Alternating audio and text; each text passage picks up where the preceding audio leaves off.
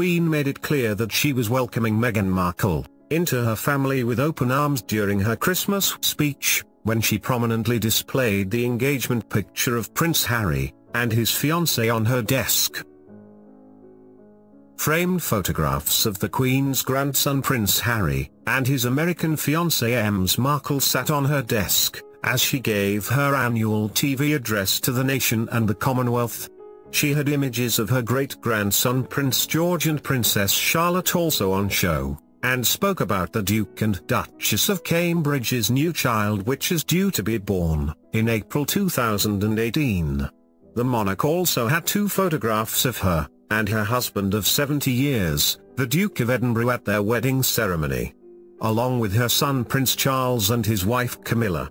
Her Majesty gave the speech in the 1844 room on Monday, and she made sure that she was surrounded by images of the people that she loved the most.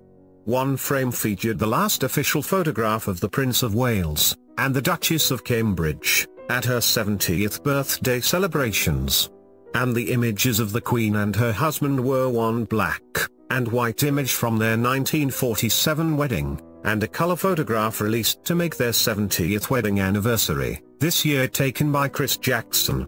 The image of her great-grandson George was released on July 22 to mark his 4th birthday, and the photo beside that of Princess Charlotte was taken by her mum Kate, the Duchess of Cambridge, to mark the little girl's 2nd birthday, on May 2. The Queen, seated at a desk in her study, used the speech to praise Manchester, hit by a suicide bomber in May, and London, which endured attacks on Parliament, London Bridge and other landmarks. She paid tribute to the way London and Manchester pulled together after extremist terrorist attacks earlier this year.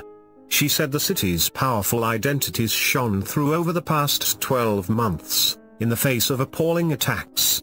The Queen said it was her privilege to visit young survivors of the attack on a Manchester concert hall, as they were recovering from the blast which claimed 22 lives. The brief speech was broadcast on Christmas Day, and the 51 other Commonwealth countries. She also praised her husband, Philip, who retired this year from most public duties, at the age of 96. She lauded him for his support and unique sense of humor. The Queen and Philip are spending the holidays at their country estate in Sandringham. But it is the positioning of the US actress which is most important. This is the first Christmas that Ms Markle has joined the family, and she has already made her mark on the royals. The Queen bucked tradition by inviting her to spend time at Sandringham with Harry and other, more senior royals, something Kate was only allowed to do after she married Prince William. The American also attended the Christmas Day church service, as a crowd of local residents gathered to catch a glimpse of the newest member of the famous family.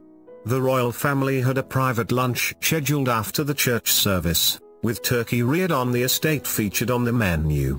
Ms Markle smiled and waved to crowds during a meet and greet in her first public appearance with the Queen. She and Harry stopped to talk with several locals on their way back to the Queen's residence.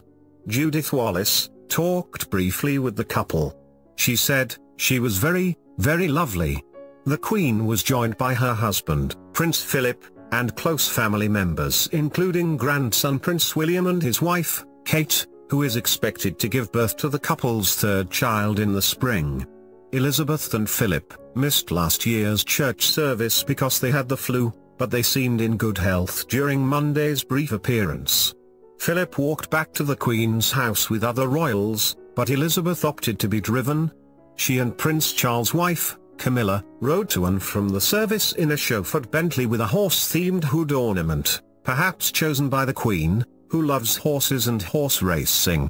Prince Harry and Meghan first met on a blind date set up by pals in London, in 2016, will tie the knot, on Saturday, May 19, 2018, at St George's Chapel at Windsor Castle.